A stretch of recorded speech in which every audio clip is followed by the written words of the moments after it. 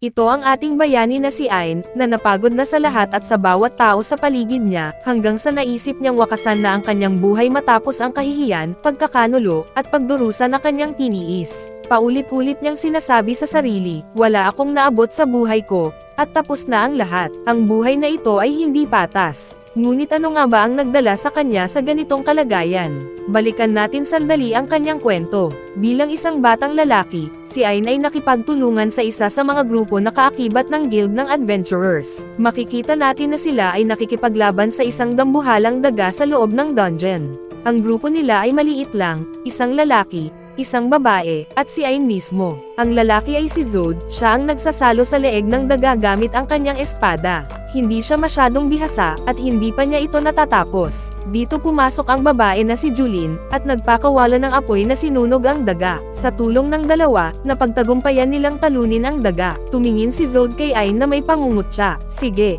ikaw naman.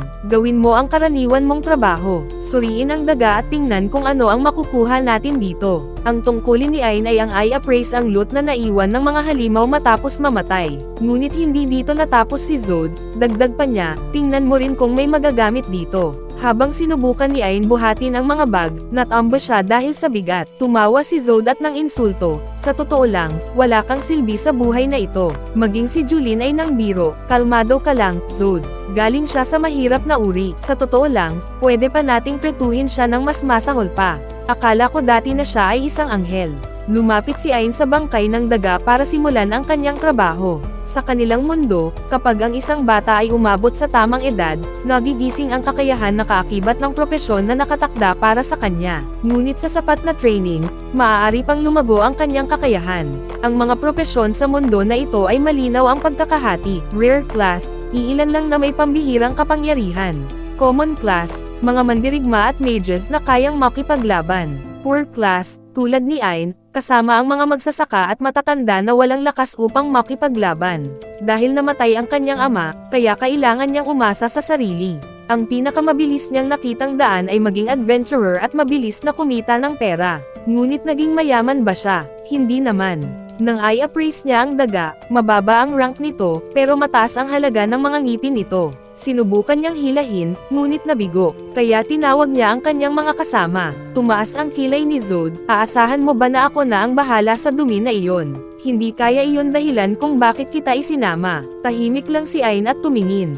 Galit na galit si Zod sa titig na iyon, at sinipa siya sa mukha. Ano yon sa tingin mo? Nang insulto rin si Julin, kami ang nakikipaglaban, samantalang nakatayo ka lang at nagpapahinga. Wala ka bang hiya? Tumayo si Ain at mahina na humingi ng paumanhin, saka binuksan ang bibig ng daga para hilahin ang ngipin nito. Habang natatawa ang iba, iniisip niya sa sarili, hindi patas ang mundong ito. Ang kaya ko lang ay i-appraise ang mga halimaw, pero sino ang mabubuhay kung ganito ang trato sa kanila? Ngunit kinuha niya pa rin ang mga ngipin, dinala, at naghanda ng umalis. Ngumiti si Zod at binitiwan, ang tanging dahilan na kasama ka namin ay ayaw kong malapitan ang mga bulok na bangkay na ito.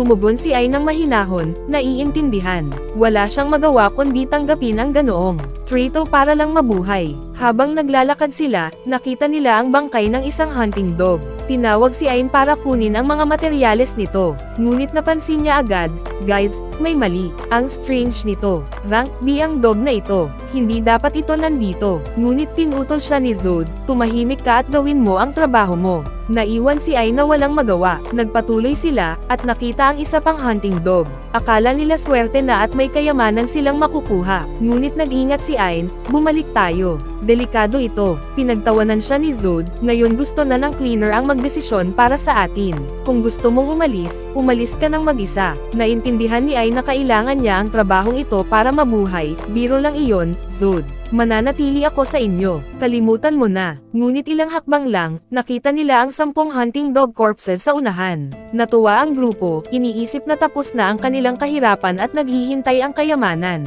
Ngunit itinaas ni Ain ang kamay at nagbabala, malaking pagkakamali ito. Bago pa siya makapagsalita ng husto, nakita niya ang isang buong pack ng hunting dogs na dumadagsa patungo sa kanila. Lahat ay natigilan sa gulat. Sumigaw si Zod kay Julin, kahit ibuhos natin ang lahat ng lakas natin, hindi natin matatabunan ang kahit isa sa kanila. Kailangan na nating tumakas ngayon. Paano tayo tatakas? Sumagot si Zod, napakadali. Mag-cast kayo ng spell kay Ain para maparalisa siya, at iwan bilang pain sa mga aso. Namangha si Ain sa narinig niya habang ang iba ay natatawa. Huminga si Julin, hindi pa ako handang mamatay ngayon.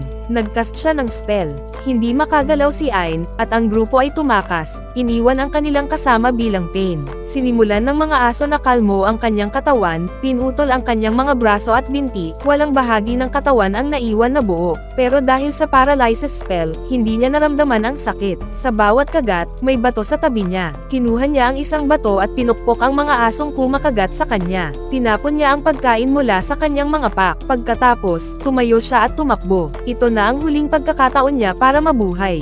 Narating niya ang akala niyang exit, ngunit nakita niyang hinaranggan ng kanyang mga kasamahan ang daan, wala nang makakalabas. Naglakad siya sa koridor, umaasang may makikitang paraan palabas, hanggang sa marating ang dulo kung saan may malalim na hukay na nagsara sa daan. Kung mahulog siya, mamamatay siya. Kung babalik sa mga aso, mamamatay din siya. Tumawa siya ng hysterical sa kanyang kalagayan. Hindi matiis na ipinanganak siyang mahirap at ang propesyon niya ay appraiser. Hindi niya alam kung paano iwasan ang trabahong ito at mabuhay tulad ng iba. Bawat team na pinasukan niya ay punong-puno ng pang-iinsulto. Iniwan siya ng kanyang mga kasamahan para mamatay at tumakas. Bakit lahat ng ito? Dahil hindi siya marunong lumaban. Appraise lang ang kaya niyang gawin. Sa tuktok ng kawalan ng pag-asa, nagdesisyon siyang tumalon sa hukay at wakasan ang kanyang miserable na buhay, isang buhay na puno ng pang-iinsulto, kahihiyan, daga, at pagtataksil. Pero natapos na ba ang kwento? Hindi. Bagong simula pa lang ito. Subukan niyang mawalan ng malay, at sa harapan niya ay may isang batang babae na biglang naglaho, at isang kolosal na puno ang sumulpot, buo ang kanyang katawan at walang sugat. Ano ang nangyayari? Isang patak ng tubig mula sa puno ang tumama sa kanya. Isa lang itong patak mula sa World Tree. Namangha siya nang malaman na umiiral pa rin ang World Tree. Akala niya ito'y nawala na noong matagal na panahon. Ang World Tree ang tanging pinagmumulan ng mana na ginagamit ng mga tao sa magic at laban, at sinasabing nawala ito upang walang makahanap, gaano man nila paghahanapin. Sino ang mag-aakala na ang punong hinahanap ng lahat ay siya ang nagligtas sa kanya? Ipinwesto niya ang kamay sa puno at nagpasalamat ng libo-libo. Tumingin siya sa paligid at walang tao. Umupo siya upang mag-isip kung ano ang gagawin hanggang sa mapansin niya ang isang pinto sa malapit. Sinabi niya sa sarili, hindi ito kasama sa dungeon map, kaya ang guild ay hindi pa natuklasan ang lugar na ito. Iniisip ang mga aso, napatingin siya at nanginag. Kumuha siya ng bato, nag-ipon ng tapang, at nagpatuloy. Narating niya ang pinto at naisip, siguradong ito na ang exit. Bago siya makagalik, bumagsak ang isang espada at pinutol ang kanyang tenga. Naputol ang kanyang mga daliri. Tumingin siya at nakita ang rank S na monster na may hawak na sandata. Sumipa at nag-iwan ng malalim na sugat. Hindi siya makagalaw kahit isang hakbang. Habang iniisip niyang makakatakas siya, handa na sanang tapusin siya ng monster ng isang higanteng bear na mas mataas ang rank ang sumulpot, pinunit ang monster at nagpatuloy sa pag-atake. Natigilan si Ain sa takot. Sinipal ng bear ang kanyang mukha at mata hanggang sa mawala ang kanyang paningin sa galaw. Binuhat siya ng bear at dinurog ng sobrang lakas na tila mabibiyak ang kanyang katawan. Lahat ng nangyari ay tila walang silbi nang biglang may lumabas na babae at pinatay ang bear ng isang hampas lang, sabay sabi, ito ay hindi para sa iyo. Ako ay tinawag upang iligtas ka. Nawalan ng malay si Ain, at nang muling bumangon, wala siyang sugat. Naibalik ang kanyang paningin, kahit na nagbago ang kulay nito. Sa harapan niya ang magandang babae. Pakiramdam niya ay parang isinilang siyang muli. Hindi makapaniwala sa ganda nito. Ngumiti siya ng banayad. May tumawag sa kanya, Ain, nanginginig ka ba ng ganito? Isang babae ang nag-abot ng tasa ng tsaa at nagsabi, ginawa ito ng anak ko para sa iyo. Inumin mo agad at huwag tanggihan ang ginawa ng anak ko. Iniabot ng babae ang tsaa. Ininom niya ito agad at tinanong kung sino siya. Hinawakan siya ng babae, inilagay ang kamay sa kanya, at nagbabala, kung mag-isip ka ng masamang intensyon, kukutulan kita. Ang pangalan ng babae ay Yori, siya ang nagligtas sa kanya. Ang babae ay si Ursula, tagapag-alaga ng World Tree. Sinabi ni Ursula, ipinilit ng anak ko na tulungan ka, at kung hindi niya ginawa, hindi ko sana ililigtas ang isang walang kwentang batang tulad mo. Kaya kailangan mong pasalamatan ang anak ko hanggang sa mamatay ka. Nagpasalamat si Ain kay Yori, at namula ang kanyang mga pisngi sa hiya. Bago pa siya makapagsalita, may lalaking lumitaw at ang ekspresyon ni Ursula ay malinaw na ipapakita niya sa kanya ang mga araw ng dilim. Ipinaliwanag ni Ursula na may 9 na World Tree na nakakalat sa buong mundo, at si Yori ay isa sa kanila na may mga guardian upang protektahan ang mga ito. Tumingin si Ain kay Yori, hindi nakapagtataka na ikaw ang espiritu ng World Tree. Nakita kita kanina lang, at narito ka na naman. Humingi siya ng paumanhin, patawarin mo ako sa murang biro ko. Tinapik siya ni Ursula ng pang-aalipusta, nagbabala na huwag magsalita ng bastos sa harap ng babae. Insist ni Ain, sandali, kailangan kong itanong. Hindi ba tuluyang nawasak ang mata ko ng bear?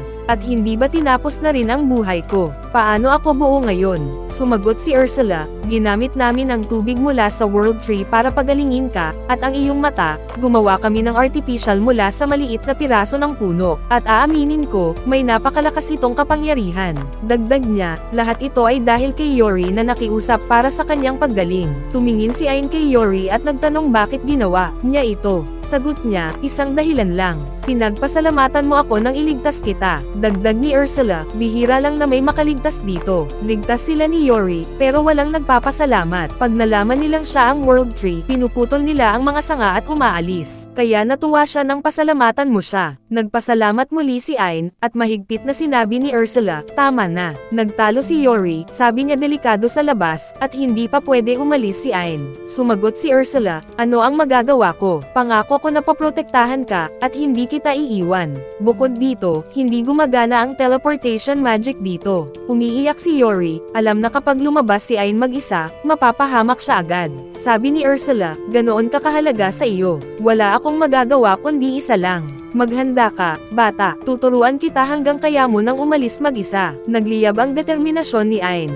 Hindi kita bibigwin. Pinasok siya ni Ursula sa dungeon para sa training. Nervous si Ain, hindi mo lang ako ihahagis sa laban at iiwanan, di ba? Itinuro niya ang madilim na lugar sa unahan, ano ang nakikita mo doon? Sagot niya, wala. Sabi niya, paano mo makikita ang wala? Gamitin ang bagong mata mo. Pumikit si Ain, pagkatapos ay muling binuksan, at lumitaw ang koridor sa harap niya. Sabi ni Ursula, nagsimula na ang training mo. Bumabato siya ng wooden block sa natutulog na rank S na monster, nagalit ang halimaw. Sabi ni Ursula, iwasan mo lahat ng atake nito. Ito ang unang hakbang sa paggamit ng appraisal skill mo. Sagot ni Ain, ano pa ang silbi ng appraisal ngayon? Sabi ni Ursula, iyon ay nakaraan. Bago ang bagong mata mo. Sumugod ang monster sa kanya. In-appraise niya ito at ngumiti. Sa sumunod na sandali, inilipat ng halimaw ang sandata at pinutol ang tenga niya. Nagtaas si Ursula ng barrier mula sa World Tree Water at pinagaling siya, malamig na sabi, huwag kang mag-alala. Kahit ilang beses ka man masaktan, gagalingin kita ulit. Wala tayong oras na sayangin.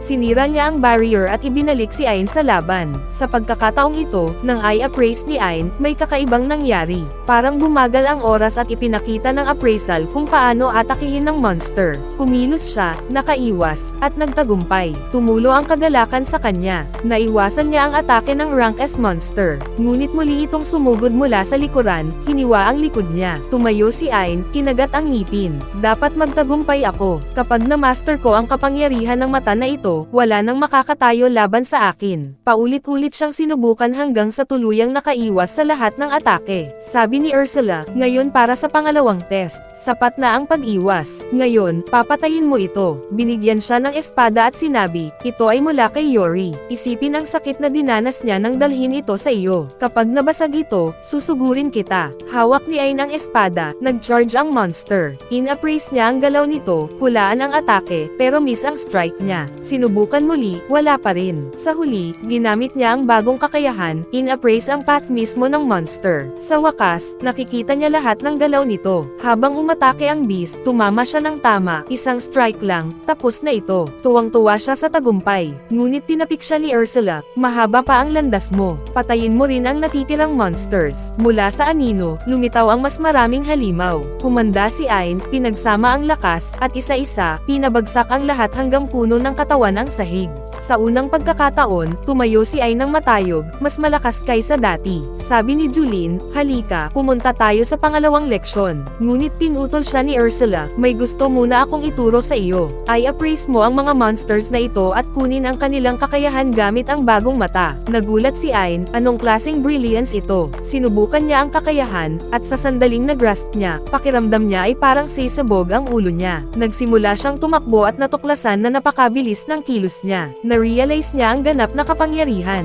Hindi lang niya ma-appraise ang kalaban, kundi maaari rin niyang kunin ang kanilang powers. Sa simula, hindi kinaya ng katawan niya ang bilis, pero sa maraming ulit na pagtatangka, pagdapa at pagbangon muli, unti-unti siyang nakapag-adapt. In-appraise niya si Ursula at nakuha ang kanyang kakayahan, maglabas ng magic attacks agad-agad nang hindi nag-chant ng incantation. Ngunit nanatili ang problema, halos wala siyang mana. Sa ilalim ng training ni na Ursula at Yori, na may halo ng tindi at lamang, unti-unting lumakas ang kanyang enerhiya. Sa wakas, sinabi ni Ursula, sapat na ito sa ngayon.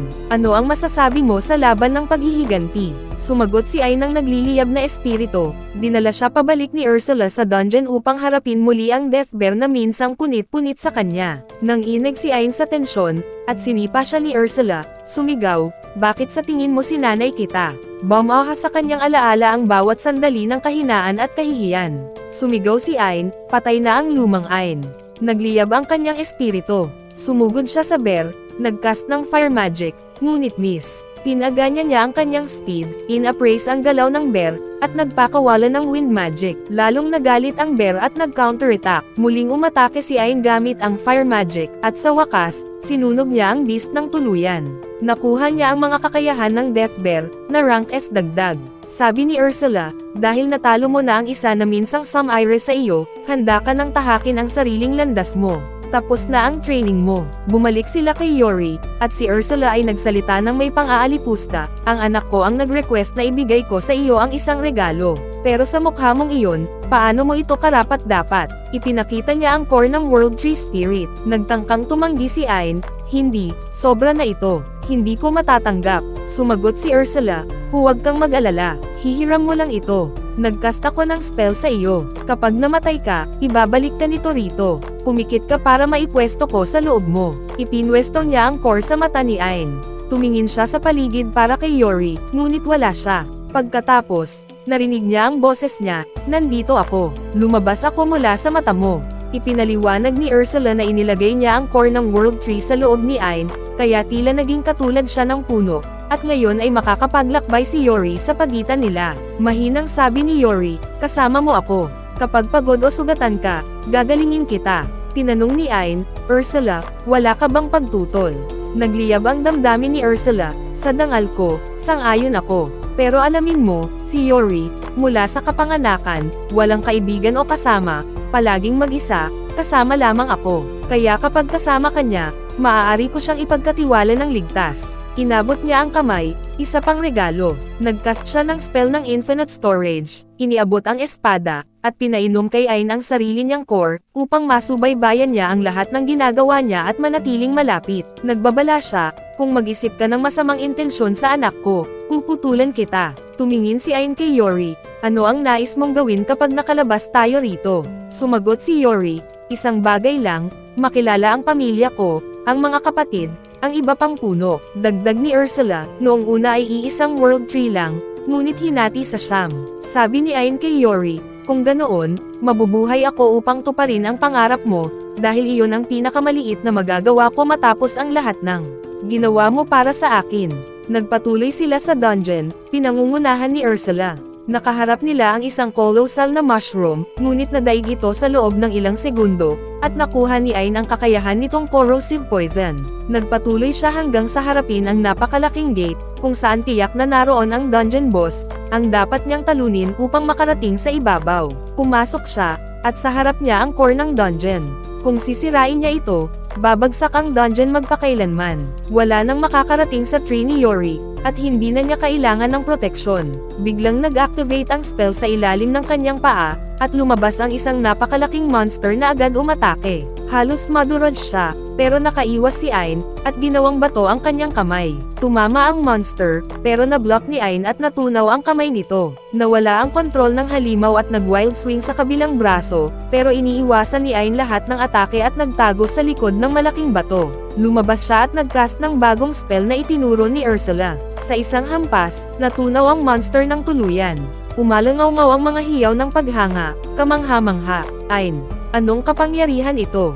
Inappraise ni Ayn ang monster at nakuha ang kapangyarihan nito, habang nilapitan ni Ursula ang dungeon core at iniabot sa kanya para mas tumaas pa ang level niya. Sa wakas, nalinis ang dungeon at umakyat sa ibabaw sina Ayn, Ursula, at Yori.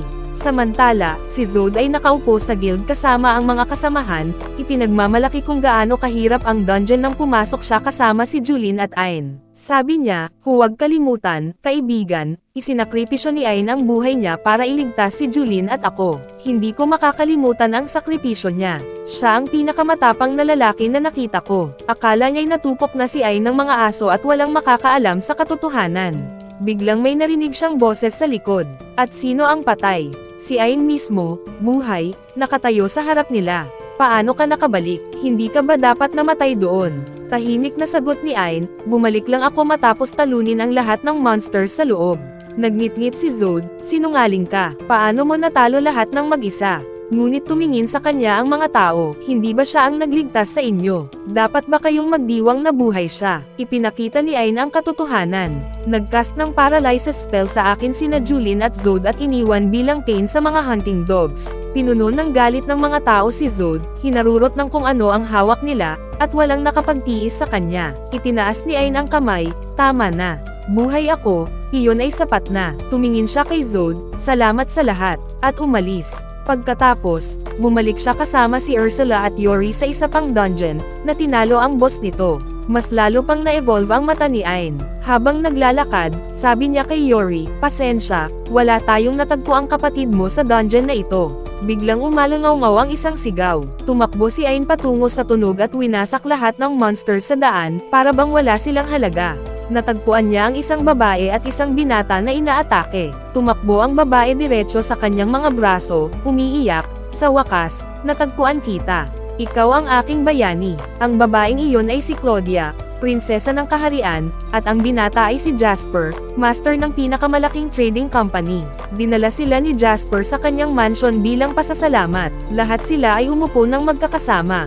Nagpasalamat si Claudia kay Ayn at Yori, at muling niyakap si Ayn, pero tumutol si Yori ng mariin, hindi mo pwede. Siya ang asawa ko. Ngumiti si Claudia ng malikot, huwag kang mag-alala. Ako ang magiging pangalawang asawa niya. Umupo si Jasper sa tabi ni Ayn at biro, patawarin mo ako, pero may hiling din ako. Pakakasalan mo ba ako? Halos ihagis ni Ayn ang tasa niya sa kanya, pero pinigilan ang sarili at sumagot, hindi iyon landas ko. Dinala sila ni Jasper sa cellar ng palasyo, sa silid na puno ng mga hiyas. Ito ang aking hilig. Sabi niya, nangongolekta at nag-iingat ng gems. Pero alam ko na ang kaliwang mata mo ay may core ng World Tree. Tumingin si Ayn sa kanya, may pagdududa, hindi kita pinagkakatiwalaan. Sabihin mo, ano ang alam mo tungkol sa lokasyon ng iba pang World Trees? Sumagot si Jasper, alam ko ang ilan, pero lahat ay nasa mga delikadong lugar. Sabi ni Ayn, matatag, wala akong pakialam sa panganib. Sabihin mo lang ang lokasyon. Ipinadala siya ni Jasper sa unang dungeon sa listahan. Ang labas nito ay nakakatakot, parang pasukan ng libingan. Sabi ni Ayn kay Yori, sana sa wakas makita natin ang ilan sa iyong mga kapatid.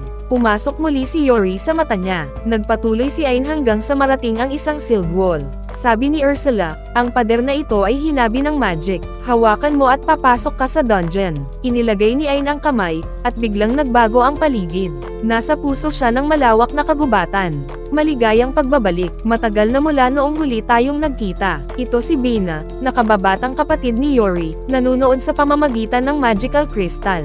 Tinanong ni Yori kung nasaan siya, sagot ni Bena, naghihintay ako sa iyo sa dulo ng kagubatan. Halika agad, at dalhin ang aming nakatatandang kapatid. Namangha si Ayn, pumunta siya ng ganito para sa iyo. Bakit hindi niya lang ginamit ang teleportation? Ngumiti si Bena, hindi pwede. Gusto kong maglakad kayo sa kagubatan ko. Naglagay ako ng traps at monsters para subukan kayo. Kaya mag-ingat, hindi ko matitiyak na makakarating kayo ng buhay. Tumingin si Ayn kay Yori, bumalik ka sa iyong lugar.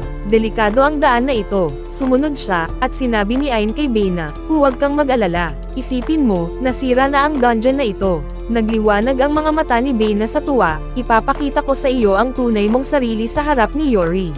Hindi maintindihan ni Ayn kung bakit pinili siya ng ganitong paraan. Nang malapit na siyang mahulog sa isang pit, nagbabala si Ursula, at nakaiwas siya sa huling sandali. Lahat ng traps at carnivorous plants ay nalampasan niya ng walang pagkakadapa. Napuno ng pagkabigo si Bena. Pinagod ako sa paggawa nito, at hindi ka nadapa sa kahit isa. Dagdag niya ng mapait, pero wala, lalabas na ngayon ang monster. Mas mabuti siguro kung susuko ka. Ngunit naniniwala ba si Bena na susuko si Ain? Matapos nito, hinarap ni Ain ang isang monster na kalahating puno, kalahating tao. Ang appraisal nito ay naglabas ng smoke ng hypnosis. Ngunit wala itong epekto kay Ain, immune siya sa ganitong tricks. Hinawakan niya ang espada, hinati niya ang monster sa dalawa. Kamangha-mangha ang kapangyarihan niya. Nakuha niya ang mga kakayahan nito.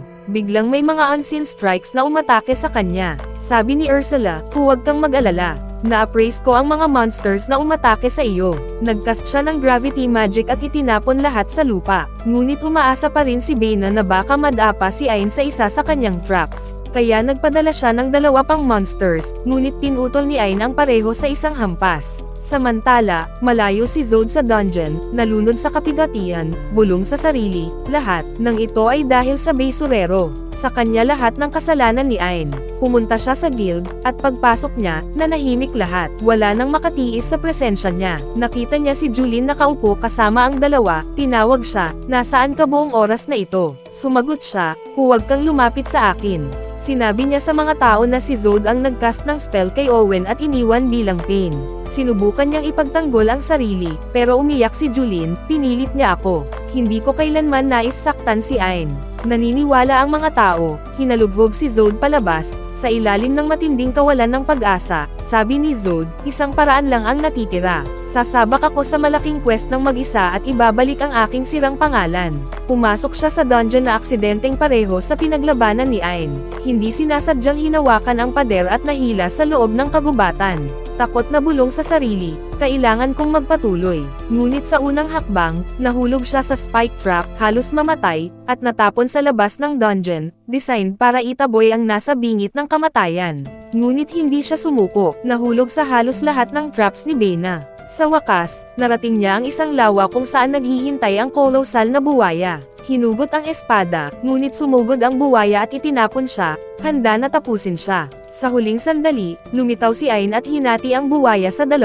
Namangha si Zod, ikaw dito, basurero. Paano mo nakuha ang kapangyarihan? Ngunit hindi pinansin ni Ain ang panunuya, ginaling gamit ang kakayahan ni Yori, at tahimik na sabi, maging maayos, kaibigan. Nagmamadali ako. Sinubukan ni Zod sumagot, pero nagcast si Ain ng sleep spell at sinabi kay Bena, alisin siya rito. Nagpatuloy si Ain hanggang sa marating ang malaking gate, akala niyang naroon ang dungeon boss. Ngunit nang pumasok, nasa kagubatan pa rin siya. Wala nang nagbago. Biglang yumanig ang lupa, at itinataas siya sa hangin habang lumitaw ang isang kolosal na pagong mula sa ilalim ng lupa. Walang pag-aatubili, naglabas si Ain ng fire magic, ulan ng atake sunod-sunod. Ngunit sa gulat niya, hindi nasaktan ang pagong. Pagkatapos, siya na ang umatake at si Ain ay nag-counter gamit ang magic niya.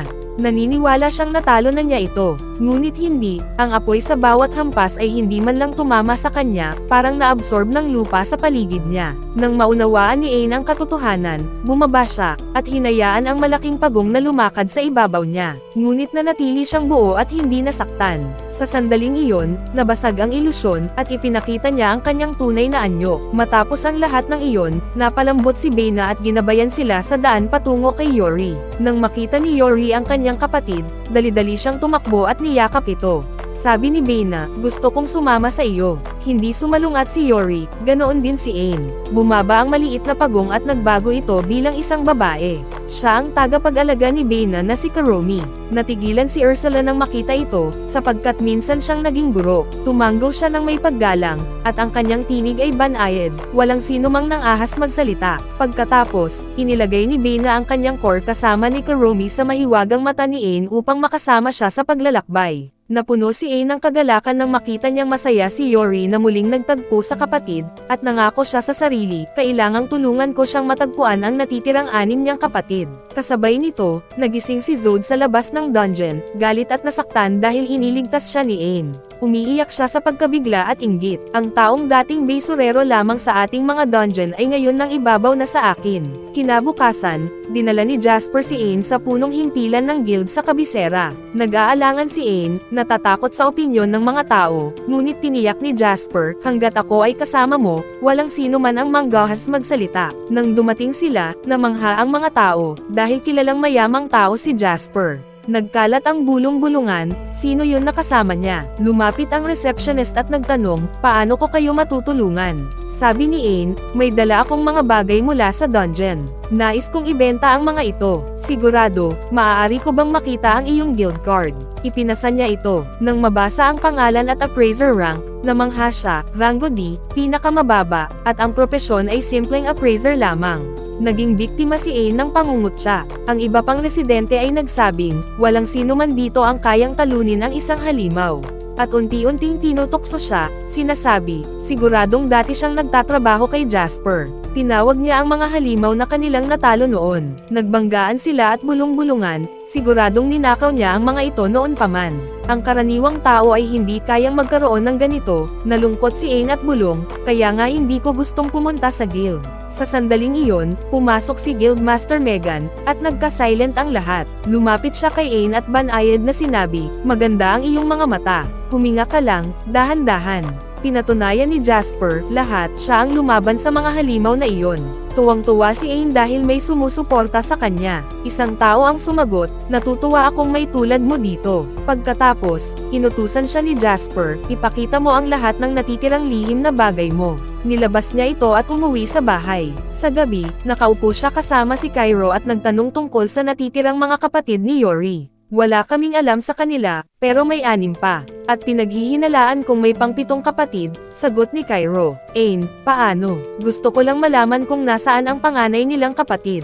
Hahanapin natin pagkatapos matagpuan ang iba. Hindi ko alam kung saan sila, pero hindi ako titigil. Utang ko kay Yori ang aking buhay, 2 beses. Tutulungan ko siyang makita ang kanyang mga kapatid. Kinabukasan, dumating si Megan sa kanilang bahay. Miss na kita. Dumating ako upang bumisita. Kasama niya si Jasper. May hiling siya kay Ain, alam mo ba ang tungkol sa Behemoth? Ain, ano iyon? Spell ba? Isa itong sinaunang dragon na minando ng Demon King. Dinala sa mundo ng tao. Matapos masil ang Demon King, nagtatago ito at nag-a-attack sa mga mangangalakal sa disyerto. Nais kitang opisyal na ipadala para tapusin si Behemoth. Ain, peligroso ang misyon na ito. Alam kong ayaw mong ipakita ang sarili mo. Ain, huwag kayong mag-alala. Tatanggapin ko ang misyon at papatayin ang dragon. Sa mismong lugar kung saan umugang ang balitang may nakitang dragon, doon sila nagtungo.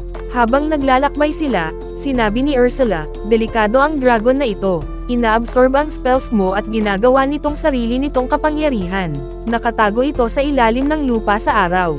Hinawakan ni Ain ang kanyang espada at pinagsama ang magic upang akitin ang dragon. Naramdaman ang pagyanig ng lupa, at lumitaw ang dragon. Nagtanong, sino ang mangmang na nagising sa akin ngayong umaga?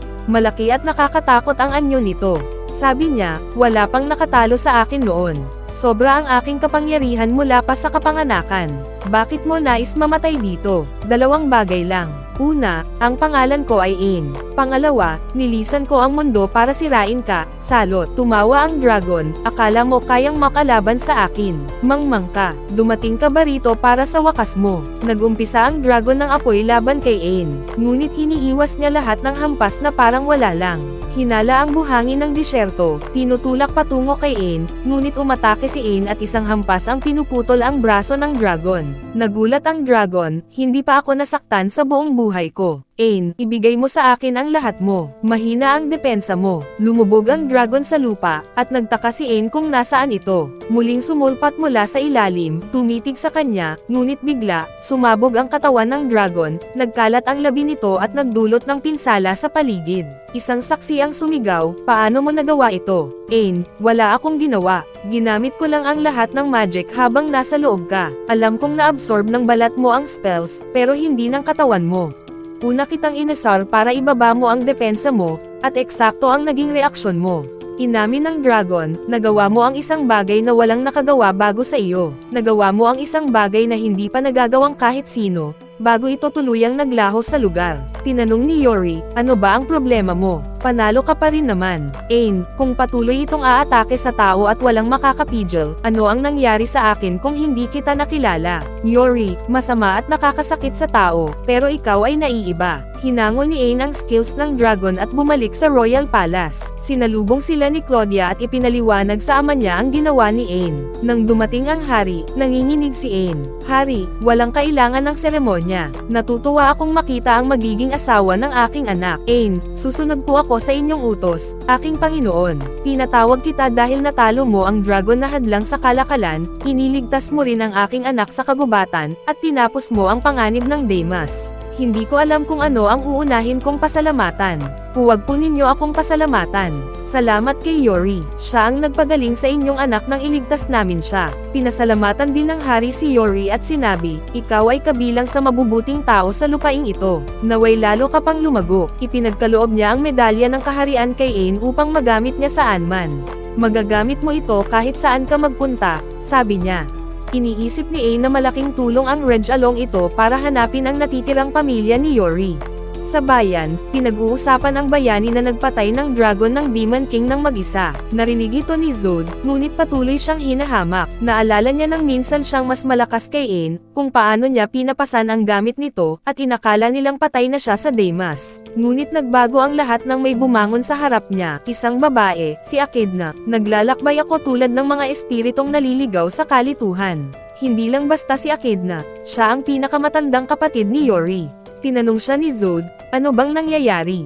Gusto kong sumama ka sa amin para malaman ko ang kabuuan ng kwento. Tapos tinanong niya, may kailangan ka ba sakin?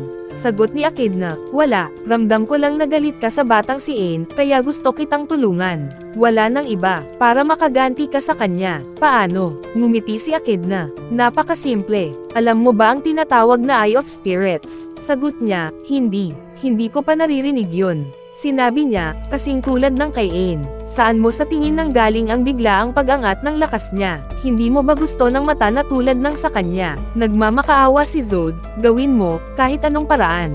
Bigyan mo ako ng ganong mata, kahit pangit pa ang itsura. Natuwa si Echidna at itinanam ang mata sa kanyang ulo. Bigla namang nagbago ang anyo ni Zod, naging isang malaking, nakakatakot, at nakakadiring nilalang.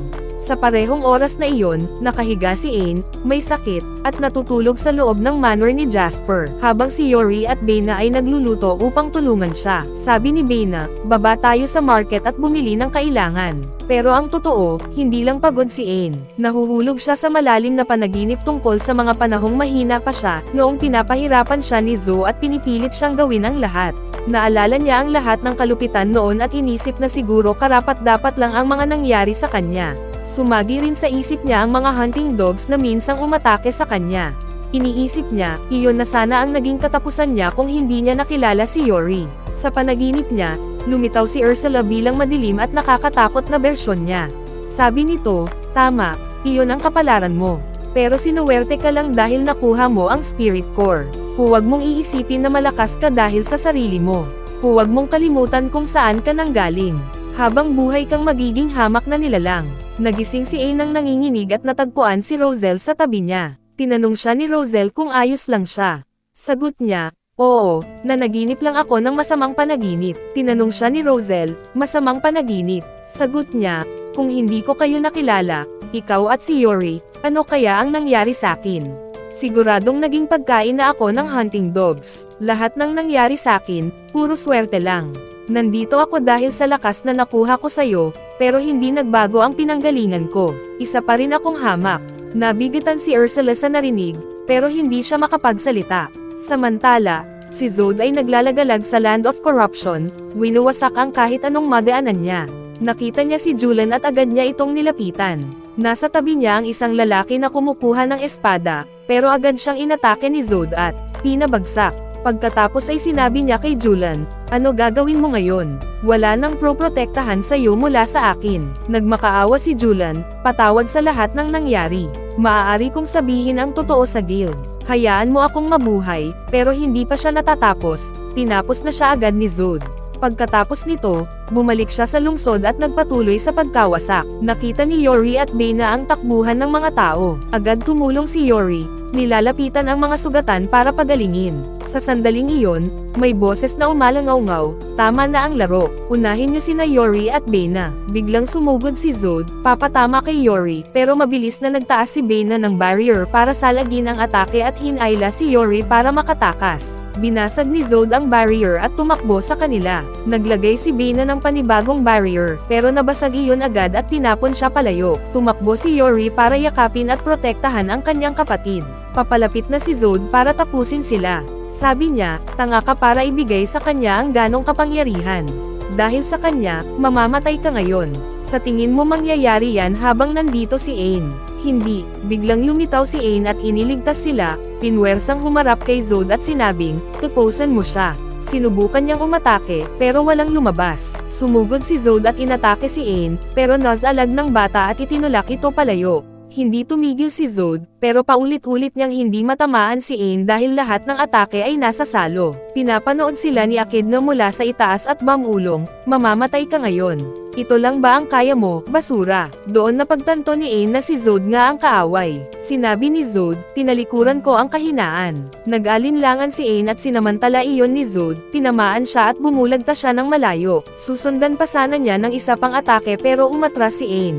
Nagbabala si Roselle, kung hindi mo siya tatapusin, ikaw ang matatapos. Umakyat si Ain sa bubong ng isang gusali. Sinundan siya ni Zod, sabay sabing, hindi ko akalaing may mga ganito kang lakas. Pero kakaiba ka, hindi mo ginagamit para sa sarili mong kapakinabangan. Tingnan mo si Julan, tinawanan niya ako, ipinagkanulo ako, tinapos ko siya gamit ang lakas ko. Siguradong gusto mo ring gumanti sa akin dahil binubuli kita at iniwan kita sa Demas. Pero may sasabihin ako sa'yo, dapat matagal ka nang naghiganti. Sagot ni Ain, hindi. Hindi ko kailanman ginasto ang maghiganti sa'yo. Pero biglang lumitaw ang madilim niyang sarili at bamulong, nagsisinungaling ka. Naisip mo ring gumanti. Pinagtawanan ka nila dahil galing ka sa mahirap na uri. Nang hina si Ain, tumawa ang anino niya. Magkasing kahawig tayo. Biglang sumigaw si Yori, hindi yan totoo. Siya ay mabait at matatag. Hindi siya naghiganti kahit kanino. Lumabas din si Ursula at sinabi, hindi ka lumakas dahil may nakilala ka. Lumakas ka dahil nilinis mo ang sarili mo mula sa loob. Sapat na ang gamitin mo ang lakas mo para protektahan ang mga nangangailangan.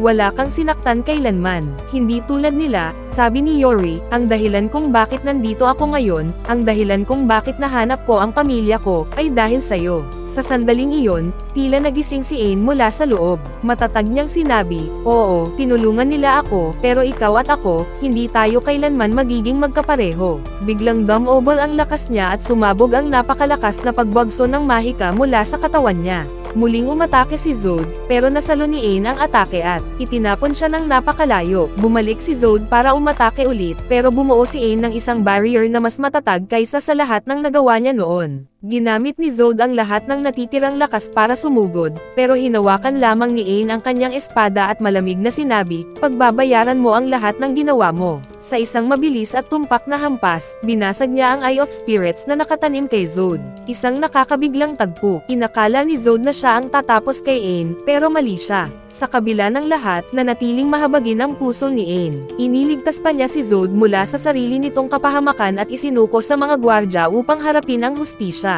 Sinabi niya, may isang gumamit sa kahinaan niya para gawin siyang halimaw. Sino iyon, at bakit? Pagdating ng gabi, lumitaw si Echidna at nagsabing, lahat ng plano ko nagsimula ng eksakto sa gusto ko. Nasukat ko na ang lakas ni Ain, at malapit nang matapos ang lahat. Muling mabubuhay ang Demon King mula sa kanyang Seal of Evil. Umakyat siya sa kuta ng Queen of Demons at hinarap si Baron Falco, kalahating tao at kalahating ibon. Tinanong siyang, ano ang sadya mo? Sagot niya, wala, hatid ko lang ang mensahe ng Demon King. Binuksan niya ang sulat at binasa, gusto kong patayin mo ang batang iyon. Si Ain, kahit gusto pa ng Demon King, bakit ko kailangang akuan mag-isa? Ano bang kinalaman ko rito? Sagot ng bruha, nilampasan ka niya. Siya ang pumatay sa Dragon Behemoth. Kung ganon, sagot ng Baron, ituro natin sa kanya kung saan dapat siya lumugar. Ngumiti si Echidna, kaya ako palaging umaasa sa'yo. Delikadong misyon ito para sa Demon Kingdom. Tumango si Baron Falco. 5 minuto lang, babalik na ako. Pagkasabi nito, bumukas ang gate patungo sa human world at lumipad siyang puno ng puot. Sa sandaling iyon, nakatayo si Ain sa kanyang balcony nang biglang lumapag sa harapan niya si Baron Falco, isa sa 5 pinakamataas na ranggo sa mga demonyo. Dumating ako para tapusin ka. Sagot ni Ain na may bahagyang pang-aasar. Pwede ba, tigilan mo ang mahabang intro. Natutulog ang mga tao. Gigising sila sa ingay mo. Napatigil ang Baron. Sinong mortal ang naglalakas loob makipag-usap ng ganon sa kanya? Agad siyang sumugod para punatin si Ain gamit ang kanyang matatalas na kuko. Pero isang simpleng sampal mula kay Ain ang nagpalipad sa kanya palayo. Hindi makapaniwala si Baron Falco. Hindi ba isa ka lang sa pinakamababang ranggo ng Barons? Saan nanggagaling ang walang laman mong kumpiyansa? Isa pang hampas ang ibinigay ni Ain, na nagpabagsak sa Baron sa lupa at tuluyang tumapos sa kanya. Dumating siya para patayin ako, pero kahit kailan, hindi niya kayang saktan si Yori o ang kapatid niya. Dumating sina Yori at Baina, bagong gising at nag-aalala. Nang makita nila ang katawan ng Baron, mas malakas ka na kaysa dati, baka mas malakas ka pa ngayon kay Ursula na nag-training sa'yo. Nung marinig ito, biglang nagalit si Ursula at sumugod para batukan si Ain. Kinabukasan, nagtungo si Ain sa Forbidden Library sa loob ng Royal Castle, kung saan nakita niya si Claudia. Sabi nito, malawak ang library na ito, pero para lamang sa royal family. Dahil hawak mo ang medalyon ng hari, pwede kang pumasok. Kondisyon lang, kailangang tanggapin ka ng librarian. Dinugtungan ni Claudia, hanggang dito lang ang kaya kong gawin. Sagot ni Ain, huwag kang mag-alala, at pumasok siya sa pinto papunta sa silid ng librarian. Sinubukan siyang sundan ni Yori, pero tinabig siya ng barrier. Tanda na si Ain lang ang tinanggap. Naglakad si Ain at nakita ang napakalawak na koleksyon ng mga libro. Ano lahat ito? Kahit magsaliksik ako ng 1 taon, hindi ko mahahanap ang kailangan ko. Biglang may bumagsak mula sa itaas, isang babae. Agad siyang tumakbo at sinalo ito bago tumama sa sahig. Tinanong niya, ayos ka lang ba? Tumayo ang babae at nagpasalamat. Pinakilala niya ang sarili bilang Alice. Ipinaliwanag niyang nagbabasa siya nang bigla siyang nadulas at nahulog. At doon nalaman ni Ain, si Alice pala ang librarian. Tinanong niya si Ain, ano ang hinahanap mo? Sumagot siya, gusto ko ng mga aklat tungkol sa mga secret dungeon na nakapaligid sa atin. Nag-usisa si Alice, bakit mo kailangan ang mga yon? Sagot ni Ain, may tao akong mahal na kailangan kong tulungan para mahanap ang pamilya niya. Inabot ni Alice ang isang libro at sinabing, nandito ang hinahanap mo.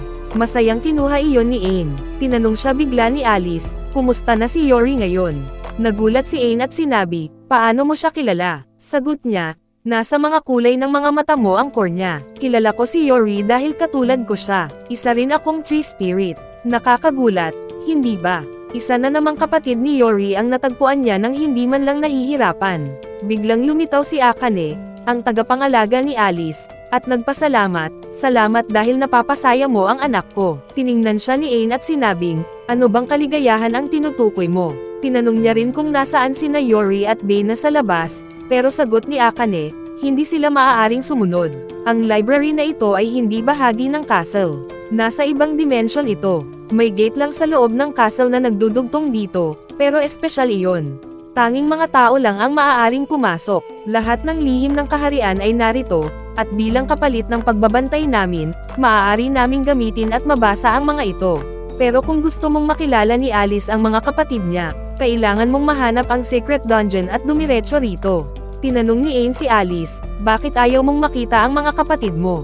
Hindi siya sumagot, kaya sinabi ni Ain, naiintindihan ko, natatakot ka lumabas, huwag kang mag-alala, kahit sino, natatakot sa mga bagong bagay, pero mananatili ako sa tabi mo at paprotektahan kita, gaano man katagal. Ipinapangako ko, dadalhin kita sa mga kapatid mo. Ang hiling ko lang, magtiwala ka sa akin kahit kaunti. Ipag-isipan mo muna habang hinahanap ko sa librong ito ang lugar ng dungeon. Nalito at nayanig si Alice sa sinabi niya. Gusto niyang sumama, pero hindi niya magawa. Lumabas si Ain dala ang libro. Nang malaman ni na Yori at Baina ang tungkol dito, agad nilang gustong makilala ang kapatid nila. Sinabi ni Ain, Huwag kayong mag-alala, susubukan ko ulit. Babalikan ko siya at kakausapin.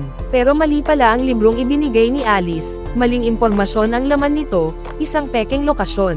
Sa oras na iyon, pinapanood sila ni Alice sa loob ng isang kristal. Tinanong siya ng kanyang guardian, bakit mali ang binigay mong libro? Ayaw mo bang makilala ang mga kapatid mo? Natatakot akong makihalubilo sa iba. Wala akong kakayahang lumaban. At higit sa lahat, ayoko sa humans. Pero hindi tulad ng iba si Ain. At hindi mo kailangan lumabas agad kasama niya. Antayin mong mahanap niya ang dungeon natin.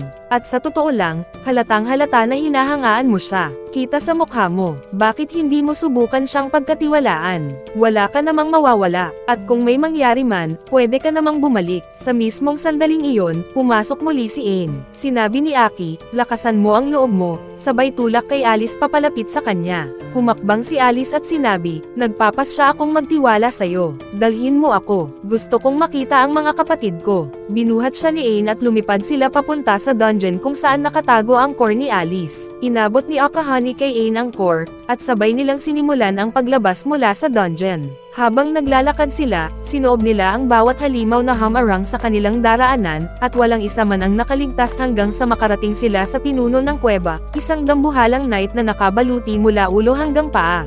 Humarap si Ain sa kanya at hinamon ito, sabay itinapon ang sarili niyang espada. Sabi ng knight, akala mo ikaw lang ang magiging maginoo. Pero sa isang malakas na suntok, pinabagsak siya ni Ain nang wala man lang kahirap-hirap. Kay galing ni Ain, parang wala lang sa kanya ang lakas ng halimaw na iyon. Pagkatapos, pinagsama-sama niya sila at inihatid palabas ng dungeon pabalik sa castle. Nang makita ni na Yori at Bay na si Alice, mabilis silang lumapit rito kahit medyo hindi sanay si Alice sa maraming haplos at yakap. Kaya si Yori na lang ang sumugod kay Ain at niyakap ito ng mahigpit. Taos pusong nagpapasalamat dahil sa wakas, nakilala na niya ang nakatatandang kapatid niyang si Alice, na halatang halata ang saya sa mukha. At tila may tahimik na kompetisyon sa pagitan ng magkakapatid kung sino ang palaging nasa tabi ni Ain, isang bagay na malalaman pa natin sa mga susunod. Kinabukasan, nakaupo si Ain sa castle, lumapit si Megan mula sa likuran at marahang ipinatong ang kamay sa balikat niya. Umupo siya kasama sina Ain at Jasper. Sabi ni Jasper, may ipinapagawa sa iyo ang hari, isang opisyal na misyon. Ipinaliwanag naman ni Megan, matagal nang pinalayas ng mga heroes ang mga demons mula sa human world nang itayo nila ang pader na naghihiwalay ng dalawang mundo. Pero nitong huli, sobra ang pagdami ng demons sa isang lugar na tinatawag na Rashek, at ang misyon mo, ay alisin ang mga demons na nagpapalaganap ng kasamaan doon. Sumagot si Ain, gusto ko po talagang makatulong. Pero biglang lumitaw si Ursula at sinabi, hindi yan ang direksyong dapat nating tahakin. Hindi tayo pwedeng pumunta roon. At bakit tayo tutulong sa mga taong hindi naman natin kilala? Sagot ni Ain, noong una, hindi nyo rin naman ako kilala, pero tinulungan nyo pa rin ako. Kaya gusto kong ibalik ang kabutihang iyon at tumulong din sa iba. Kaya sinabi ni na Yori at ng iba, sasamahan ka namin. Nilingan ni Ain sina Jasper at Megan at sinabi, tinatanggap ko ang misyon. Samantala, sa mismong Rashek, isang malaking grupo ng tao ang naglalakad sa gubat kasama ang isang batang babae. Sabi ng bata sa ama niya, gutom na ako. Sagot ng ama, maghintay ka lang ng kaunti. Pupunta tayo sa lugar kung saan mas masarap pa ang pagkain kaysa dito.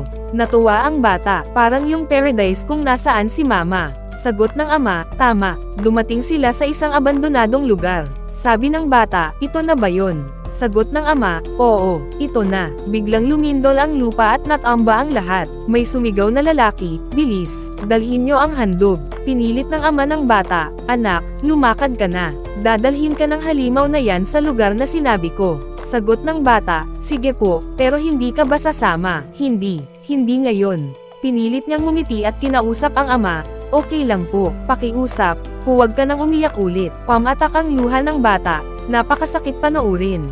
Huwag kang umiyak, dahil hindi na kita, mabuburin ang luha ko.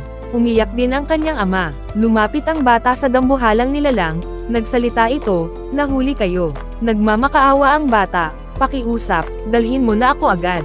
Pero biglang tumakbo ang ama at niyakap siya, hindi kita kayang iwan. Habang umiiyak ang mga taga-nayon, paulit-ulit nilang binibigkas na wala silang ibang paraan para mailigtas ang kanilang bayan kundi ang sakripisyong iyon.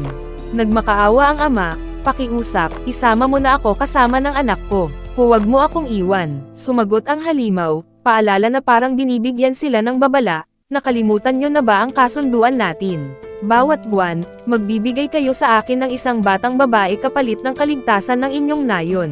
Pagkatapos ay huminga ang halimaw ng makapal na usok, at sa isang iglap, isa-isang nagbagsakan ang mga tao. Habang paparating ang halimaw para kunin ang bata, dumating si Ain at agad nagtayo ng matibay na barrier na hindi kayang pasukin ng halimaw. Si Yori naman ay mabilis na tumulong sa mga sugatan. Sumigaw si Ain, "Tumakbo na kayo. Ako na ang bahala sa halimaw na yan." Hinugot niya ang kanyang espada at sa isang napakalakas na hagupit, pinaire-piraso niya ang nilalang. Nagulat ang mga tao at hindi makapaniwalang ganon kadali niyang tinalo ang halimaw. Nagpasalamat sila kay Ain, nagpupuri sa ginawa niyang pagliligtas. Sabi ni Ain, "Gusto kong makausap ang pinuno ng rehiyong ito." Pero yumoko ang mga taga-nayon, puno ng hiya. Isa sa kanila ang nagsabi, "Lubos kaming nagpapasalamat. Kung wala ka, patay na kami. Pero hindi namin kayang tulungan ka sa hiling mo, anak." Tumakbo ang batang babae papunta kay Ain habang umiiyak. "Huwag kang mag-alala. Dumating ako para protektahan ang ngiti mo. Umalis ka na, magkikita pa tayo." Umalis ang bata, at nagpasya si Ain na dapat talaga niyang makausap ang gobernador ng rehiyon. Kinabukasan, nagtungo siya sa palasyo ng gobernador. Sinalubong siya mismo ng gobernador, kasama ang isang binatang nagngangalang Nigam. Sabi ng gobernador, "Ipinagmamalaki naming makaharap ang tagapuksa ng dragon." Inalok nila si Ain ng inumin bago tanungin ng gobernador tungkol sa di umano'y pagdami ng demons sa kanilang lugar. Sinabi naman ni Nigam ng pabalang, "Demons, wala kaming ganon. Nakatabi lang namin ang isang kagubatan na minsan may halimaw, pero wala akong nakikitang demons." Tinanong ng gobernador, "Sino ang nagpadala sa iyo para siguruhing ligtas kami? Totoo bang may demons?" Sagot ni Ain, "Huwag kayong mag-alala. Mananatili muna ako rito para tingnan ang kalagayan ng mga tao, dahil sobra silang nag-aalala. At isa pa, tinalo ko ang isang halimaw na tinatawag na Hydra na kumukuha at kumakain ng mga bata." Sa narinig, nabitawan ni Nigam ang hawak niyang tasa. "Tinalo mo, sino?" "Ang Hydra ay tagapagtanggol ng aming nayon." Sumagot si Ain, "Yung Hydra na yon, kumukuha ng mga bata at kinakain sila. Kung ang kapalit ng kaligtasan ng buong nayon ay isang sakripisyo, tanggap namin. Wala kaming pagpipilian. At ikaw, matapos mong patayin ang inaakala mong kalaban, tapos na dapat ang papel mo rito. Ano na ang gagawin namin ngayon? Kami ang magbabantay habang buhay para protektahan ang nayon." Umalis si Ain na magulo ang isip, tinatanong ang sarili kung mali ba ang ginawa niya. Hindi niya alam ang buong kasunduan, at naisip niyang, maaari bang ituring na tama ang sakripisyo ng isang bata para iligtas ang nakararami. Lumapit si Yori at sinabi, "Hindi ikaw ang may kasalanan. Siya ang mali mag-isip." Sa ibang lugar, nakatayo si Nigam sa harap ng salamin. Sabi niya, "Patay na ang Hydra. Kailangan natin ng kapalit agad." Mula sa salamin, lumabas ang isang nilalang na kamukha niya at nagsalita ng mahinahon, "Kalma ka lang. Madali tayong makakahanap ng kapalit para sa Hydra. Pero kailangan muna nating alisin si Ain." Tinanong ni Nigam, "Bakit?" Sagot ng tinig sa salamin, "Sa tingin mo ba, may ordinaryong tao na kayang talunin ang isang SS rank dragon ng ganon kadali? Imposible. Hindi tao si Ain, isa siyang demon. Kung gusto mong iligtas ang rehiyong ito, kailangan niyong alisin siya." "Naiintindihan ko, Shadow. Kailangan nating tanggalin si Ain." At doon, lumabas si Shadow, isang demonic entity na buong buhay nang kumokontrol kay Nigam, at ngayon, gusto na nitong tuluyang angkinan ang kanyang katawan. Si Ain ay naglakad papunta sa pader ng syudad at nakita niyang tuluyang gumuho ito, wasak, bitek-bitek, at tila matagal nang pinabayaan. Habang naglalakad, nakita niya ang isang babae na dumadaan. "Pwede ba kitang tanungin tungkol sa lupang ito? Sino ang may-ari nito?" Pero nang marinig iyon, nabitawan ng babae ang mga dala niya at agad tumakbo palayo. Lumapit si Ain sa isa pang lalaking nakaupo mag-isa at sinabi, "Saglit lang. Pakiusap, sagutin mo lang ang ilang tanong. Huwag kang tatakbo." Sumagot ang lalaki, "Ikaw na naman. Lahat ng sundalo at guildmen na pumunta rito bago ka, wala namang ginawa. Tignan mo ang lupang ito. Sinira ng mga halimaw. Nabulok ang mga pananim mula nang patayin mo ang Hydra. Hindi na namin alam kung mauuna ba kaming mamatay sa gutom o lumunin ng mga halimaw." Hindi sumagot si Ain. Sa halip, tinaas niya ang kamay at nagbitaw ng mahika. Unti-unting nagkulay berde ang tuyot na lupa, at nagsimulang bumalik ang sigla ng paligid. Lumapit siya sa gumuho at wasak na pader ng bayan, at gamit ang mahika, ibinalik niya ito sa dati, matatag at matibay. Napanganga ang lalaki sa nakita. Sa ganitong kondisyon, hindi na makakapasok ang mga halimaw, maliban na lang kung may lumilipad silang kasama. Kung kailangan ninyo pa ng tulong, gagawin ko. Huwag kayong susuko. Kumapit kayo sa Pag-asa. Hayaan ninyong tulungan ko kayo, bata man ako. Tumawa ang matanda ng mahina at sabay sabi, ito ang pinakakakaibang pakiusap na narinig ko. Noon, ang una naming narinig ay galing mismo sa dating gobernador, ang ama ni Nigam. Inatake rin kami noon. Lumapit siya sa akin at nagsabing, huwag kang susuko. Kapag namatay ka, hindi na kita matutulungan. Matapang siya, mabait, at minahal ng lahat. Pero nang ang anak niya ang pumalit, bumagsak ang lahat. Nawasak ang pader, lumitaw ang hydra, lumobo ang buwis, at lahat ng nagreklamo sa kanya, hindi na nakabalik. Pero ikaw, bata, binigyan mo ako ng bagong pag-asa. Sa sandaling iyon, kumislap ang magic eye ni Ain, isang napakalaking hukbo ng mga halimaw ang paparating sa nayon. Hindi siya natakot, kahit pa 100,000 halimaw ang paparito, papatayin ko silang lahat. Pero nang makita niya ang tunay na dami, tila nagtakip ang buong lupa at langit sa bilang nila, napasinghap siya. Lumapit si Yori at nagtanong, ano ang gagawin mo? Tinignan ni Ain ang mga tao. Ang iba'y nagdadasal, ang iba'y yakap na ang mga anak at naghahanda sa kamatayan. Naalala niya ang batang babae na iniligtas niya mula sa Hydra. Umuwi na kayo sa inyong mga tahanan. Ako na ang bahala. Lumipad siya paitaas at nagpakawala ng malakas na ataking mahika, pero tumambad sa kanya ang libu-libong kalaban. Mabilis na lumusab ang mga lumilipad na halimaw. Nailashutan niya ang kanilang mga pag-atake, sinuri ang lakas nila, at pinaslang ang unang bagzo. Nagbato siya ng gravity spell na pinulbos ang panibagong kumpol ng mga halimaw. Gumawa siya ng maraming kopya ng sarili niya, nagpaikot ng mga hiblang mahika, at dinurog pa ang mas maraming hukbo. Nanlaki ang mga mata ng mga tao habang pinapanood ang laban niya. Isa pang napakalaking alon ng mga halimaw ang sumugod. Pinuno ni Ain ng mahika ang kanyang espada, at naglabas siya ng sunod-sunod na paghiwa na nagpatalsik at nagdurog sa kanila. Sa huli, bumagsak siyang hingal na hingal. Agad na lumapit si Yori at pinagamot siya. Nang makatayo si Ain, tumakbo sa kanya ang batang babae at yamakap. Ang mga tao'y halos maiyak sa pasasalamat. Maya-maya, may nagsabi, hanggang kailan siya magsasakripisyo para sa atin?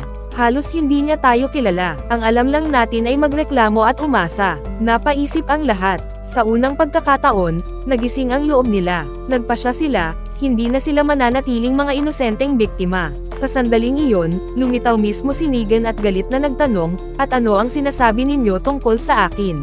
Ayaw na namin sayo bilang pinuno. Hindi ba ninyo nakikita? Nililin lang kayo ni Ain. Hindi ba ninyo nakikita na isa siyang demon? Pero kahit ganoon, ako pa rin ang magpoprotekta sa bayang ito, tulad ng dati. Sumagot ang karamihan, kahit pa demon siya, mas gusto namin siya kaysa sayo. Ayaw namin sa pinunong handang isakripisyo kami. Gusto namin ang katulad ng ama mo, isang taong lumalaban para sa amin. Halos matamba si Negan sa narinig. At doon nagsimulang bumiyak ang isip niya. Tinawag niya si Shadow para tulungan siya, pero huli na. Nakapagsimula na itong kontrolin ang katawan niya. Umikot ang tensyon sa pagitan nila habang pilit pang lumalaban si Negan. Nanginginig na tanong ni Negan, ano ang gagawin ko? Pabulong na utos ni Shadow, patayin mo silang lahat. Wala nang saysay ang mga taong ayaw sumunod. Patayin mo sila, tulad ng pagpatay mo sa ama mo. Halos pabulong, pero, may sakit ang ama ko noon. Kung ganoon, sasabihin ko sa iyo ang buong katotohanan. At biglang bumalik sa isip ni Negan ang lahat, mga alaala ng kabataan niya. Naalala niya ang ama niya, mabait, matatag, at mahal ng buong nayon. Naalala rin niya ang mga batang kasing edad niya noon, na tinatrato siyang parang may sakit na nakakahawa. Nilalayuan siya, kinatatakutan, at iniiwan siyang mag-isa. At ngayon, ang Shadow na palaging nasa salamin ay lumapit, handang sakupin siya at pakawalan ang katawan sa sariling kalooban. Tumakbo si Negan sa mga bahay, bumagsak sa tabi ng maliit na pool ng tubig, umiiyak sa kawalan ng pag-asa. At doon, lumitaw ang kauna-unahang pagkakataon na hinarap niya si Shadow.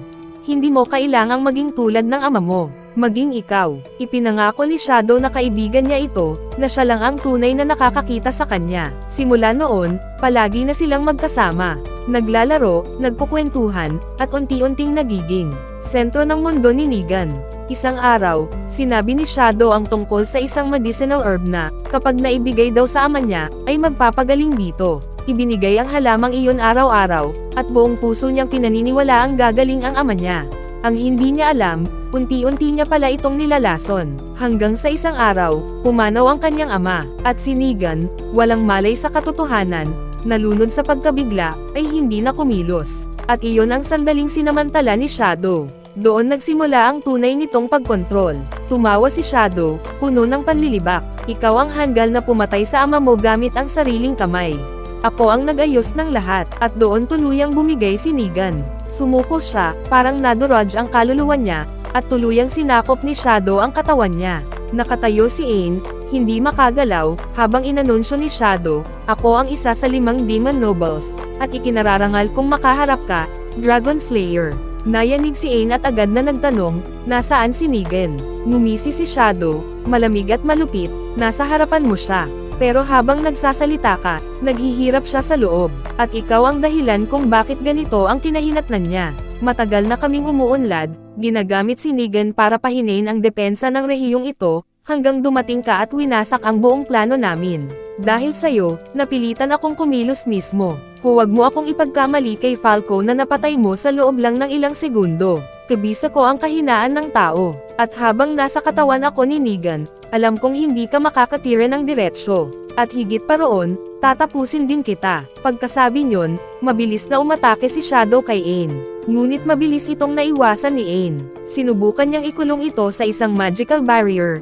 Ngunit hindi iyon tumalab kay Shadow. Inulit niya pa, gamit ang halos lahat ng mana niya, pero patuloy si Shadow sa pag-atake. Nagpapatawag ng mga halimaw mula sa lupa para lusubin siya. Hindi nagpatinag si Ain. Hinugot niya ang espada, at bawat halimaw na lumapit ay agad niyang pinutol. Lumikha pa siya ng maraming kopya ng sarili niya para harangin ang dagsa ng mga halimaw habang hinarap niya si Shadow ng harapan. Bigla siyang nasundan ni Shadow mula sa likod, isang malakas na suntok ang tumama sa kanya, kasunod ang sunod-sunod na atake. Pero nanatili si Ain na parang bundok, tinatanggap ang bawat tama ng hindi natitinag. Tumawa si Shadow, hindi ba sinabi ko na, hindi mo ako pwedeng tirahin. Kapag ginawa mo yan, si Negan ang unang mamamatay. Hindi ko hahayaang mangyari yon. Hindi ko isasakripisyo si Negan para iligtas ang iba. Sumigaw siya ng buong lakas, Negan. Alam kong naririnig mo ako. Patuloy siyang ginugulpi ni Shadow, pero hindi tumigil si Ain. Dahan-daang lumapit si Ain, isang hakbang, tapos isa pa, hanggang marating niya si Shadow at sinubsob ang ulo nito sa lupa. Negan, sinabi mong gusto mong protektahan ang village mo. Alam kong totoo yan. Bumangon ka, ibalik mo ang sarili mo. Protektahan mo sila. Doon bumalik ang mga alaala kay Negan, ang alaala ng ama niyang mabuti, matapang, at minahal ng lahat. Pamatak ang luha niya habang halos mapatid ang hininga niya. Dapat alam ko, dapat naramdaman ko ang ginagawa ni Shadow. Ang lahat ng nagawa ko, sa sariling mga kamay ko, hindi ko mapapatawad ang sarili ko. Pilit niyang bumabangon, pero malakas ang kapit ni Shadow. Ihihiwalay mo ako. Hindi ko hahayaang mangyari yan, mariing sabi ni Shadow. Kumuha si Negan ng maliit na dagger, at sinaksak ang sarili. Napangisi si Shadow, kung ganoon, mamatay ka mag-isa, hanggal. Lumabas si Shadow mula sa katawan ni Negan bilang isang maliit na halimaw at nagtangkang tumakas. Pero hindi siya binigyan ng pagkakataon ni Ain. Mabilis na lumapit si Ain kay Negan at ginamo ito hanggang hangina ang pagubo nito at bumalik ng bahagya ang lakas. Mahina nitong tanong, bakit mo pa ako sinagip, Ain? Bakit mo ako hinayla palabas ng dilim? Handa na sana akong mamatay para magbayad sa mga kasalanan ko. Matatag ang sagot ni Ain, hindi ko hahayaan na itapon mo ang buhay mo. At hindi rin buhay ng iba. Kung magbabayad ka, dito ka dapat, sa village mo. Hindi sa kamatayan. Ngunit hindi pa tapos si Shadow. Lumitaw pa siyang muli, ngunit mahina na at halos magkanda sugat sa anyo. Tangkang tumakas, pero nasunggaban agad ni Bena. Lumapit si Ain at malamig na tinanong, bakit ninyo ako gustong patayin, kayong mga demons? Ano bang nagawa ko sa inyo? Ako ba talaga ay isang banta? Ngumisi si Shadow, may halong pangungutya, hindi mo ba alam? Hindi ka ba kabilang sa lahi ko? Nanigas ang tingin ni Ain. Kung ganoon, tatapusin kita. Walang paligoy-ligoy. Hintayin, sasabihin ko ang lahat, pangako lang na palalayain mo ako. Pero hindi na niya natapos. Sa loob mismo ng barrier, bigla siyang bumulwak at nagkadurog-durog, isang sumpa ang nag-activate. Isang kaparusahan sa kahit sinong demon na magtatangkang ibunyag ang mahahalagang lihim ng kanilang uri. Isang sumpa, na nagpakitil sa kanya sa mismong sandaling nais niyang magsalita. Pagbalik ni Ain sa kastilyo, doon niya nalaman na napagdesisyonan ng hari na italaga siya bilang gobernador ng rehiyong iniligtas niya. Kahilingan ito mismo ni Negan, matapos itong kusang sumuko para harapin ang hustisya. Tinanggap ni Ain ang posisyon. May ngiting pilya na sabi ni Claudia, maaari na tayong magpakasal ng opisyal. Napatawa si Ain at sagot niya, kawan mo naman ako, my lady. Hindi kita kayang tapatan. Hindi ako nilikhang Itali. Lumipat ang tagpo sa Demon Kingdom kung saan nagtipon ang dalawang demon nobles. Sinusuri ang pinagpilasan ni Shadow na napatay ni Ain sa isang iglap lang. Bigla na lang lumipad ang ulo ng isa sa kanila, pinugot sa isang kisap mata, kaya't napasigaw ang natira sa pagkagulat, sino yun? Isang babae ang lumitaw at malamig na sinabi, ang pinakakinamumuhian ko ay kahinaan. Ang babaeng ito ay si Iona. Nasa pinakamataas na ranggo ng Demon Nobility, ikatlo sa pinakamalakas sa buong kaharian, agad kasunod ng Demon King mismo. Tinawag ni Iona ang kanyang lingkod at iniutos na magpadala ito ng isang assassin para patayin si Ain at kunin ang Spirit Tree Soul. Binigay niya ang lokasyon ng dungeon na dapat puntiryahin at sinabi bago ito umalis, huwag kang mag-alala. Ako mismo ang babalik dala ang Spirit Tree Soul at aalisin ko ang tinatawag niyong Garbage Collector. Sobra ang tiwala niya sa sarili, halos nakakatakot. Bumalik ang kwento kay Ain nang lapitan siya ni Alice. Sabi nito, may kailangan ako sayo. Pinapanood na kita sa crystal ko dahil gusto kong makita ang mga kapatid ko bago mo pa ako marating. At biglang lumitaw sa hangin ang isang imahe. Nakita ni Ain ang isang babae na nakahiga sa kama. Mabilis siyang nilapitan ni Yuri. Akala niya ang nakatatanda niyang kapatid na si Crush, pero ilusyon lang pala iyon, hindi ang totoong katawan. Sandali silang nagbiroan, saka nagsalita si Alice, sige na, dumiretso tayo sa punto. Crush is telling you, wika niya, na may isang demon na target ang dungeon kung saan naruroon ang isa naming kapatid. Kailangan namin ng tulong mo, Ain. Hanggang ngayon, nakokontrol pa namin ang sitwasyon, pero masyadong malakas ang kalaban. Sagot ni Ain, kung ganon, aalis tayo ngayon. Dadalhin ko ang grupo at tatanggo tayo roon. Pero agad siyang itinama ni Alice. Hindi dungeon ko ang tina-target. Dungeon iyon ng bunsong kapatid namin na si Mi. Makikita mo ako roon. Matagal nang patay ang guardian niya, kaya ako ang nagbabantay sa kanya hanggang ngayon. Nasanggit pa ni Alice ang tanong, hindi mo ba kayang harapin ang demon ng mag-isa? Sabat ni Crush, kung kaya ko, hindi na sana ako pumunta rito, hindi ba? Kaya't matatag na sagot ni Ain, sige. Pupunta kami agad. Ikaw na ang magtuturo ng daan. Kaya't itinuro ni Alice ang landas papunta sa dungeon. Mabilis na tumakbo si Ain papunta roon, pero biglang sumigaw si Rosa, huminto ka. May nakaharang sa unahan. Pagtingin niya, isang napakakapal na kumpol ng mga bubuyog ang umiikot sa isang babae. At nagpakilala ang babae, ako si Hornet, isang demon noble. At kontrolado ko ang lahat ng mga insektong ito. Inutusan niya ang buong swarm na umatake kay Ain, pero hindi gumalaw si Ain. Sa isang iglap, naglaho siya at lumitaw sa likuran ni Hornet, ibinaon ang espada sa likod nito. Akala mo ba tapos na agad? Mula sa katawan ni Hornet, mas marami pang insekto ang lumabas. Sabay sigaw niya, kaya kong igalaw ang sarili ko sa bawat isa sa kanila. Sige nga, alin sa amin ang tatamaan mo? Hindi mahalaga kung alin. Buburahin ko kayong lahat. Pinakawalan niya ang mahiwagang lakas, winawasak ang bawat pekeng kopya hanggang ang tunay na Hornet na lang ang natira. Nanlaki ang mata nito sa gulat at hindi makapaniwala. Agad siyang nagtangkang tumakas. Bigla na lang nagsara ang portal na balak takasan ni Hornet, tuluyang sumikip sa mismong harapan niya. At mula roon, lumabas si Iona. Malamig ang tanong nito, bakit ka tumatakbo? Sobrang lakas niya, hindi ko inasahan. Hindi pa niya natatapos ang sasabihin ng mabilis na bunutin ni Iona ang kanyang baril at walang pag-aalinlangang binaril siya. At ang portal ay kusa nang nagsara. Mula sa mataas na batuhan, nakamasid si Ain. Inilingon ni Iona ang tingin sa kanya at malamig na sabi, hindi masama, para sa isang garbage collector kagaya mo. Pero ako ang naatasang tapusin ka rito. Mayabang pa niyang dagdag, hindi ko ipinapagawa ang pagkuha ng Spirit Tree Soul sa mga mahihinang demonlings. Nandito ako upang patayin ka at angkinan ang Spirit Tree Soul. Matigas ang tinig ni Ain. Hindi kita mapapatawad. Tumawa si Iona, puno ng pang-aalipusta. At ano ang gagawin mo? Sa mismong sandaling iyon, Lumitaw sa likuran niya si Shadow, agad nagbitaw ng drain ng spell para sipsipin ang lakas niya. Kumikidlat ang mga gintong arko ng enerhiya habang walang awa siyang binubugbog ni Shadow, pakaliwa, pakanan, hanggang sa ibagsak niya ang katawan nito sa lupa. Iyon na ang wakas ni Hornet. Habang si Iona ay nanunood lang, pagkatapos ng lahat, malamig siyang ngumisi. Matagal-tagal na rin mula nang huli akong nasiyahan ng ganito. Mukhang magiging masaya to. Hinugot niya ang 2 pistols at pinakawalan ang rumaragasang bala. Pero isang pag-ikot lang ng espada ni Ain, at nagbalik lahat ng bala patungo sa kawalan. Nagmadali si Iona na umiwas, pero biglang, naglaho si Ain at lumitaw sa likod niya. Isang mabilis na paghiwa, at naputol ang ulo ni Iona. Paano mo to nagawa? Lumapit si Ain at mahinahong sabi, alam mo ba kung bakit kita natalo? Sa bawat tama ng espada ko, nilagyan ko ng drain magic. Ngayon, mas mahina pa ang enerhiya mo kaysa sa pinakamahinang hayop sa kagubatan. Sigaw ni Iona, puno ng pagkadismaya, imposible. Isa ako sa elite. Simula nang ipanganak ako, naroon na ako sa pinakamataas na ranggo. Hindi ko kailanman papayag ang gawin mo to sa akin. Binuksan niya ang isang portal, mabilis na umatras pabalik sa kanyang sariling realm, at nagbanta, sa susunod, ako mismo ang tatapos sa'yo. Pero hindi na iyon pinansin ni Ain.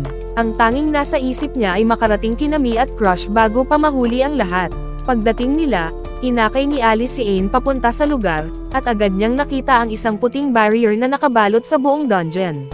Habang iniisip niya kung paano makakapasok, biglang bumukas ang barrier at narinig niya ang boses ni Crush mula sa loob. Matagal kitang hinintay. Pumasok sina Ain at ang kanyang mga kasama, at doon nila nakita si Crush, ang pinakamatanda sa magkakapatid. Mabilis nila itong niyakap ng mahigpit, puno ng ginhawa at tuwa. Tinanong ni Ain kung nasaan si Mi, at mahinahong sagot ni Crush, nandoon siya, natutulog. Lumapit si Ain at nakita ang isang munting bata, walang muwang at payapang natutulog. Ayaw niya sanang gambalain ang tulog nito, pero bigla itong nagising at sumigaw ng malakas. Kitang-kita na wala siyang karanasan sa pag-asikaso ng bata, hindi niya alam kung paano ito papatahanan. Mabilis na lumapit si Yuri, niyakap si Mi, at agad itong tumahimik, saka masayang binati ang kanyang mga kapatid. Sinubukan ni Ain na magpatawa at gumaan ang loob ng bata, at unti-unti itong ngumiti. Pagkatapos, iniabot ni Crush ang kanyang spirit core, at gayon din si Mi. Labis ang tuwa ni Ain, nagawa na niyang pagisahin si Yuri at 4 sa kanyang mga kapatid. Sabi ni Rossella, 4 na lang ang natitira, kaya mo yan. Ngumiti si Ain. Buong buhay ko, pakiramdam ko walang halaga ako, palagi akong nilalamon ng madidilim na iniisip. Pero simula nang makilala ko si Yuri at ang mga kapatid niya, ang tanging gusto ko ay protektahan sila at mapanatili ang kanilang saya. Dahil sa kanila, natutuhan ko ulit mahalin ang sarili ko. Tinadyakan siya ng magaan ni Rusa. Tama na yang drama. Gawin mo ang tungkulin mo. Idinagdag niya ang 2 core sa mata ni Ain, at napuno ng saya ang lahat. Samantala, sa Demon Kingdom, nagpatawag ng pagpupulong si Ikid na kasama ang elite nobles. Mahigpit niyang pahayag, ang batang iyon, si Ain, ay nagiging malaking banta sa atin at sa plano nating buhayin muli ang Demon King. Kailangan nating magsama-sama upang tapusin siya. Ngunit kung magtatagumpay ba sila, iyan ang tanong. Sa panig naman ni Ain, bumalik siya sa kastilyo ni Negan, na ngayon ay opisyal ng pinuno ng buong rehiyon. Doon siya nanirahan kasama ang lumalaking pamilya. Inanunsyo niya, simula ngayon, lilinisin natin ang lugar na ito. Matapos ang mahabang pag-uusap, nagkasundo silang lahat at naglinis ng buong kastilyo. Pagkatapos malinis ang lahat, nagsuot sila ng magagarbong damit para sa malaking selebrasyon. Inihatid ni Yuri si Ain sa bulwagan kung saan may inihanda silang espesyal na kasuotan para sa kanya. Masaya ang gabi, may sayawan, may kainan, at panang tawanan ang buong lugar. Maya-maya, inakay ni Yuri si Ain palabas at taos-pusong nagpasalamat. Ikaw ang nagbalik sa akin sa aking mga kapatid. Hindi ko alam kung paano ko maibabalik ang kabutihan mo. Ngumiti si Ain. Wala yon. Ibinabalik ko lang ang kabutihan na ipinakita mo sakin. Marami pa tayong gagawin, at hahanapin natin ang nalalabing kapatid mo. Gaano man katagal, puno ng saya ang puso ni Yuri habang nakatitig sa kanya, kumikislap ang mga mata, at dito nagtatapos ang unang bahagi ng ating kwento. Mag-subscribe na kung hindi ka pa nakasubscribe, pindutin na rin ang notification bell, at like button para sa marami pang anime recap katulad nito, at mag-iwan ng comment down below. Kita-kits tayo sa susunod na recap.